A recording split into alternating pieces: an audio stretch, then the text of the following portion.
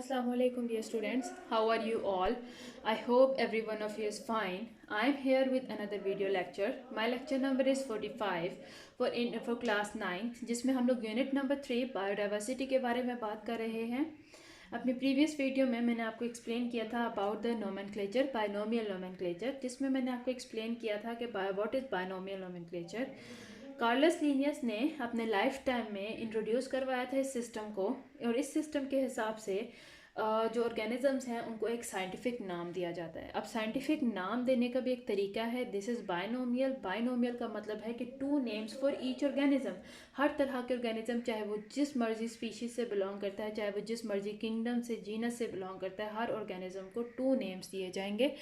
1 name, पहला नाम, जो पहला पार्ट होगा नाम का, वो उस ऑर्गेनिज्म के जीनस को स्पेसिफाई करेगा, और जो दूसरा पार्ट होगा नाम का वो उस ऑर्गेनिज्म की स्पीशीज़ को स्पेसिफाई करेगा। तो ये जो बायनोमियल नोमेनक्लेचर जो कार्लस लीनियस ने अपने लाइफ टाइम में इंट्रोड्यूस करवाया था, ये उसी टाइम पे बहुत ज़्यादा पॉपुलर हो गया था। ये उसी टाइम पे पूरी वर्ल्ड वाइड में अडॉप्टेड होना शुरू हो चुका था।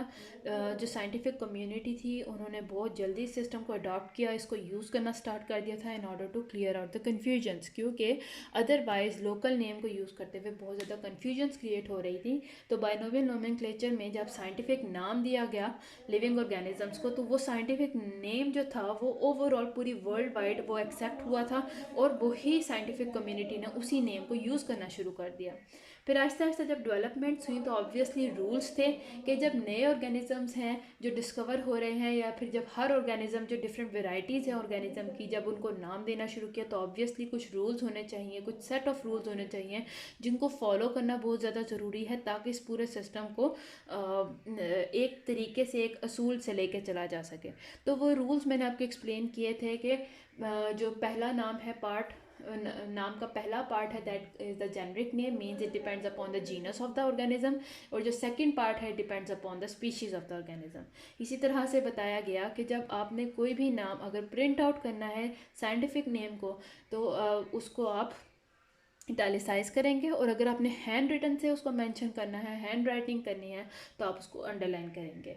जीनस का पहला जो लेटर है, जेनरिक नेम का पहला जो लेटर है, वो हमेशा कैपिटलाइज रहेगा, बाकी सारे लेटर स्मॉल, और स्पीशीज़ नेम के तमाम लेटर स्मॉल रहेंगे, बेशक वो किसी साइंटिस्ट के नेम के ऊपर रखा गया हो। इसके अलावा देखा गया था कि अगर एक नेम को जो सेम स्पीशीज़ का है, सेम जीनस का, उसको बार बार आप रिपीट कर रहे हैं, तो instead of writing the full name, आप जीनस के इनिशियल लेटर को यूज़ करके उसके बाद फुल स्टॉप लगा के या डॉट लगा के आप स्पीशीज़ का फुल नेम मेंशन कर दें। फॉर एग्जांपल होमो सेपियंस की जगह पे एच सेपियंस, एस्केरिचिया कोलाई की जगह पे ई डॉट कोलाई यूज़ किया जा सकता है when you are repeating the name again and again. आज का जो हमारा टॉपिक है that is the significance of binomial nomenclature. It means importance, क्यों ज़रूरी है कि आज के दौर में भी बायनोमियल नोमेनक्लेचर बहुत ज़्यादा एक्सेप्टेड है, हालांकि ये बहुत पुराना सिस्टम है, बहुत पहले इंट्रोड्यूस हुआ था, और क्यों उस वक्त भी जब ये इंट्रोड्यूस हुआ था उस दौर में भी इस सिस्टम को वाइडली एक्सेप्ट किया गया था। बहुत जल्दी ये सिस्टम मशहूर हुआ था, रैपिडली स्प्रेड हुआ था, और बहुत जल्दी अडॉप्ट हुआ था।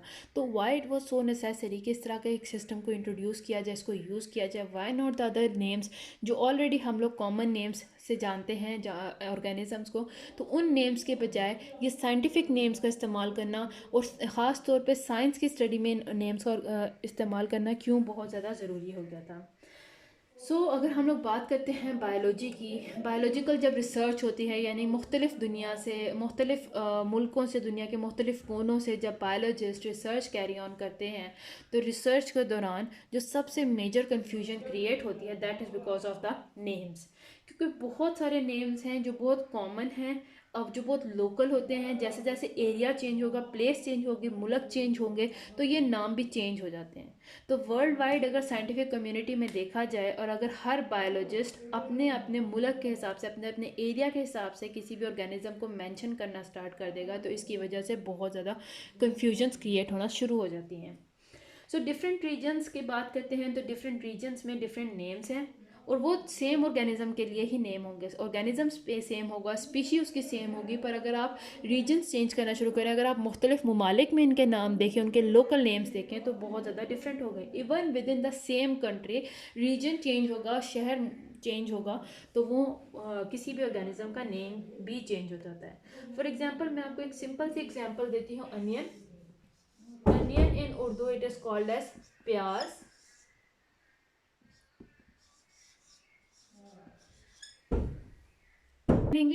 In English the common name is onion. In Urdu the common name is प्याज, जो कि पाकिस्तान में यूज़ हो रहा है। लेकिन अगर हम पाकिस्तान के अंदर अपने ही मुल्क के अंदर देखते हैं तो इसके प्याज के अलावा और भी मुख्तलिफ नाम हैं, जैसे कि कुछ एरियाज़ में इसको गंडा, कुछ एरियाज़ में इसको बसल, कुछ एरियाज़ में इसको वसल भी कहा जाता है। नाउ यू कैन लुक कि कितनी कन्फ्यूजन क्रिएट हो सकती है कि इवन इन पाकिस्तान अगर दो साइंटिस्ट हैं, दो बायोलॉजिस्ट हैं जो मुख्तलिफ एरियाज से बिलोंग करते हैं और वो आप अनियन के ऊपर रिसर्च करते हैं, वो अपनी लोकल लैंग्वेज का यूज़ करते हैं। One says that it is गंडा, one says that it is wasal, the third person says that it is pyaz, then by looking at these common names कोई भी पर्सन आइडेंटिफाई नहीं कर सकेगा कि किस प्लांट के बारे में, किस ऑर्गेनिज्म के बारे में बात हो रही है, क्योंकि ये कॉमन नेम्स हैं जो एरिया बाय एरिया चेंज हो रहे हैं।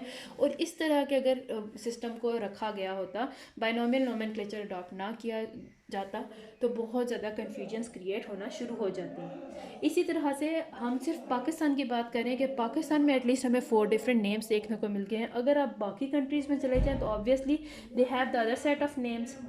साइंस के अंदर जो प्याज है यानी जो अनियन है उसका एक ही सिंगल नाम है जिसे हम लोग साइंटिफिक नेम कहते हैं और ये वर्ल्ड वाइड एक्सेप्टेड है। इसको हम लोग कहते हैं Allium cepa. Allium it is the generic name. You can see इसका जो पहला वर्ड है जेनरिक नेम का that is capitalised and the second letter that is the species name Allium cepa कहते हैं। सेपा इसके जो तमाम लेटर्स हैं दे आर स्मॉल और आप देख सकते हैं कि ये 2 पार्ट्स पर मुश्तमिल है, अंडरलाइन किया हुआ है दोनों को। तो ये प्याज यानी अनियन का एक साइंटिफिक नेम है और वर्ल्ड वाइड जितनी भी साइंटिफिक कम्युनिटी है, जितने भी बायोलॉजिस्ट हैं, जब वो अनियन के ऊपर कोई रिसर्च करते हैं, अनियन के ऊपर कोई भी काम करते हैं, उसको अपने साइंटिफिक रिसर्च में यूज़ करते हैं, तो they will always mention it as allium cepa. They will never mention it as onion और प्याज और गंडा वसल वसल, they will not mention it as that. They चाहे वो किसी भी कंट्री से हैं, वो अपने लोकल नेम के बजाय पे वो उसका साइंटिफिक नेम एलियम सेपा को मेंशन करने वाले हैं। इसी तरह से मुख्तलिफ केसेस ऐसे भी देखे गए हैं कि जिसके अंदर यहाँ पे तो हमने देखा है कि एक ऑर्गेनिज़म है और उसके ढेरों नाम हैं, और कहीं पे ऐसे भी केसेस देखे गए हैं कि मुख्तलिफ ऑर्गेनिज़म्स के सेम नेम होंगे, ऑल्दो वो ऑर्गेनिज़म एक दूसरे से रिलेटेड नहीं होते बट स्टिल उनके सेम नाम हो सकते हैं। For example blackbird, there is a word specifically used for blackbird. अब ब्लैक बर्ड जो है 2 मुख्तलिफ ऑर्गेनिजम्स के लिए यूज़ होता है। The blackbird is also use to specify the crow as well as for raven. अब ये क्रो और रेवन की अगर हम लोग बात करते हैं, ये क्वाइट डिफरेंट ऑर्गेनिजम्स है एक दूसरे से, लेकिन चूंकि इनका कलर ब्लैक है इसीलिए इनको कॉमन लैंग्वेज में ब्लैक बर्ड भी कहा जाता है। So when in the scientific language if someone is mentioning in the scientific paper about the black bird, और वो ब्लैक बर्ड के नाम पे पूरा रिसर्च पेपर मेंशन कर दे और वो स्पेसिफाई ना करे कि कौन सा ऑर्गेनिज्म है, तो it will create a mass confusion. We don't know कि वो किसके बारे में बात कर रहा है, whether he is talking about crow और whether he is talking about raven. तो दैट इज़ वाई एक और रीज़न क्या है, पहला रीज़न था कि एक ही ऑर्गेनिज्म के मल्टीपल नेम हो सकते हैं, और दूसरा रीज़न क्या होगा कि मल्टीपल ऑर्गेनिज्म के लिए सेम नेम यूज़ होता है, तो ये भी कन्फ्यूजन क्रिएट कर सकता है। इसके अलावा एक और पॉइंट है जो कि हमें बाइनोमियल नोमेनक्लेचर की सिग्निफिकेंस के बारे में बताता है। जो अब हम कॉमन नेम्स की बात करते हैं, चाहे किसी भी ऑर्गेनिज्म की है, प्लांट्स की है, एनिमल्स की है, जो कॉमन नेम्स हैं वो साइंटिफिक बेसिस पे तो ऑब्वियसली रखे नहीं गए हैं, तो वो साइंटिफिक बेसिस के ऊपर ना होने की वजह से कन्फ्यूजन क्रिएट कर सकते हैं। फॉर एग्जांपल अगर हम लोग वर्ड फिश देखते हैं, फिश से हमारे माइंड में एक ही नाम आता है, that is the N aquatic organism. Aquatic organism है, पानी में रहती है, इसके पास गिल्स हैं, वर्टिब्रेट है, फिन्स इसके पास होते हैं। तो फिश से हमारे माइंड में यही आइडिया था क्योंकि ये कॉमन नेम है जो पानी में रहने वाले जानवर का, जिसके पास गिल्स हैं, फिन्स हैं, वर्टिब्रेट है उसके अंदर। लेकिन बहुत सारे कॉमन नेम्स ऐसे हैं जिनके अंदर फ़िश वर्ड का इस्तेमाल हुआ है, लेकिन वो फ़िश जो हमारी मछली है उससे दूर दूर तक ताल्लुक़ नहीं रखते। For example silver fish, it is the name of an insect. You can now see कि फ़िश का नाम मेंशन है, तो एक अननोन पर्सन जिसको नहीं पता कि ये किसके लिए नाम है, तो ही विल ऑब्वियसली थिंक ये किसी फ़िश का नाम बता रहे हैं जो एक्वेटिक एनिमल है, but this is a name of insect and that is not aquatic. तो ये जो कॉमन नेम है फ़िश उसको मिस यूज़ कर रहा है। इसी तरह से क्रे फिश है, that is also not the fish that we think in our mind. इसी तरह से हमारे पास है जेली फिश है। जेली फिश भी आपने देखी होगी, it lives in the water but it does not have gills, it does not have fins, it does not have vertebrae. इसी तरह से स्टार फिश है, starfish also lives in water but it does not have gills, it does not have fins, it does not have vertebrae. तो यहाँ पे मुख्तलिफ नाम्स हैं जो कॉमन फ़िश की डेफिनेशन को डिफ़ाई कर रहे हैं, उसको डिनाई कर रहे हैं, उसके रूल के मुताबिक नहीं चल रहे हैं। मुख्तलिफ ऑर्गेनिज़म्स हैं जिनके अंदर ना वर्टिब्रे है, ना फिन्स हैं, ना गिल्स हैं। कुछ ऐसे भी ऑर्गेनिज़म्स हैं जो पानी के अंदर नहीं रहते और उनका नाम फिर भी फ़िश रखा गया है। सो ये इस तरह का जो नेमिंग सिस्टम है, जो कॉमन नेम्स यूज़ होते हैं, जो लोकल नेम्स यूज़ होते हैं, इनके अंदर कोई भी साइंटिफिक बेसिस नहीं होती है। तो साइंटिफिक बेसिस ना होने की वजह से भी ये काफ़ी ज़्यादा कन्फ्यूजन क्रिएट कर सकते हैं। तो इस तरह के तमाम कन्फ्यूजन्स को स्टॉप करने के लिए, अवॉइड करने के लिए ऑर्गेनिज़म्स को साइंटिफिक नेम देना बहुत ज़्यादा ज़रूरी था, जो कि बाइनोमियल नोमेनक्लेचर के ज़रिए दिया गया था। अब ये बाइनोमियल नोमेनक्लेचर क्यों इतना अहमियत रखता है, क्यों इतना इम्पॉर्टेंट है? बिकॉज पूरी दुनिया में ये यूज़ होता है और इसके अंदर जो नाम रखे गए हैं वो साइंटिफिक बेसिस यानी जीनस और स्पीशीज़ की वजह से रखे गए हैं। तो ऑब्वियसली ये साइंटिफिक बेसिस है, तो ये काफ़ी स्टेबल सिस्टम है। बाइनोमियल नोमेनक्लेचर में हर तरह की जो स्पीशीज़ हैं उनको आइडेंटिफाई किया जा सकता है by writing down their scientific names. With just 2 words हम किसी भी ऑर्गेनिज्म को आइडेंटिफाई कर सकते हैं कि ये कौन से जीनस से बिलोंग करता है, कौन सी स्पीशीज़ से बिलोंग करता है। So same name can be used all over the world. चाहे किसी भी कोने में चले जाएं, साइंटिफिक नेम की बात करेंगे तो वो सेम होगा, चाहे लैंग्वेज उस बंदे की जो भी हो, चाहे वो जिस मर्जी रीजन से बिलोंग करता हो, तो वो ट्रांसलेशन में अपने कॉमन नेम कोई भी यूज़ करता हो, पर scientific name all over the world same he use होते हैं। तो हमारे पास यहाँ पे कुछ एग्जांपल्स हैं जो कि अभी आपके लेवल के लिए काफ़ी हैं, आपको माइंड में रखने के लिए।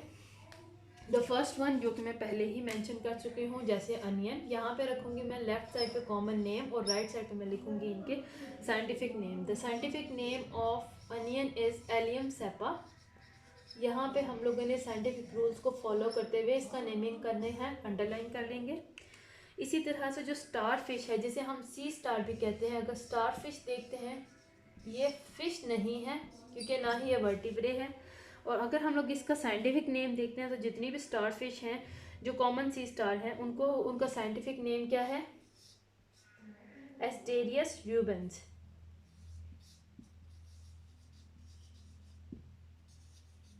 यहाँ पे भी साइंटिफिक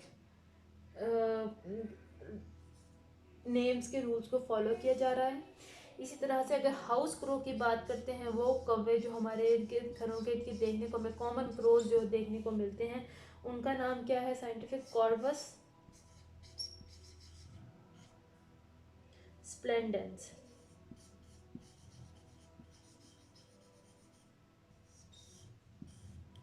तो यहाँ पे भी हम लोगों ने साइंटिफिक नेम में 2 पार्ट्स रखे हैं हर तरह के ऑर्गेनिज्म के। जीनस नेम का लेटर हमेशा कैपिटल रहेगा, फर्स्ट लेटर, और जो स्पीशीज़ नेम है उसका फर्स्ट लेटर, और तमाम लेटर्स हमेशा स्मॉल ही रहते हैं। समटाइम्स ये जो ऑर्गेनिजम्स हैं, कभी कभार उनके नाम तो जीनस और स्पीशीज़ के हिसाब से भी रखे जाते हैं, कभी कभार जो रिसर्च वर्कर हैं जिन्होंने उनको डिस्क्राइब किया या जिन्होंने उनके ऊपर काम किया या उनको क्लासीफाई किया, उनके नेम के ऊपर भी रखे जाते हैं। फॉर एग्जांपल जो ऑर्किड ट्री है, जिसे हम लोग माउंटेन एबनी भी कहते हैं, उसको नेम दिया गया था बोहीनिया वेरीगेटा आफ्टर द स्विस बॉटनिस्ट बोहिन। बोहिन के पीछे बोहीनिया वेरीगेटा नाम दिया गया था। ये एक ऑर्नामेंटल ट्री है जो हमें साउथ ईस्ट एशिया में देखने को मिलता है, इसे हम लोग माउंटेन एबनी भी कहते हैं। मोस्ट ऑफ द टाइम जो साइंटिफिक नेम दिए जाते हैं उनके स्पीशीज़ और साइंटिफिक नेम, स्पीशीज़ नेम और जीनस नेम की वजह से दिए जाते हैं। कभी कभार किसी पर्सन को ऑनर देने के लिए जिसने काफ़ी काम किया हो किसी ऑर्गेनिज्म को क्लासीफाई करने के लिए, उसको डिस्कवर करने के लिए, तो उनको ऑनर देने के लिए भी उनके नेम रखे जाते हैं उस पर्सन को फॉलो करते हुए। तो ये था मेरा आज का लेक्चर जिसमें हम लोगों ने बाइनोमियल नोमेनक्लेचर के बारे में डिस्कस किया है। उम्मीद है आपको इस लेक्चर की समझ आई हो। अगर यहाँ तक कोई भी कन्फ्यूजन है तो we can discuss in the comment section. I am here to help you out and see you soon in my next video. Till then अल्लाह हाफिज़।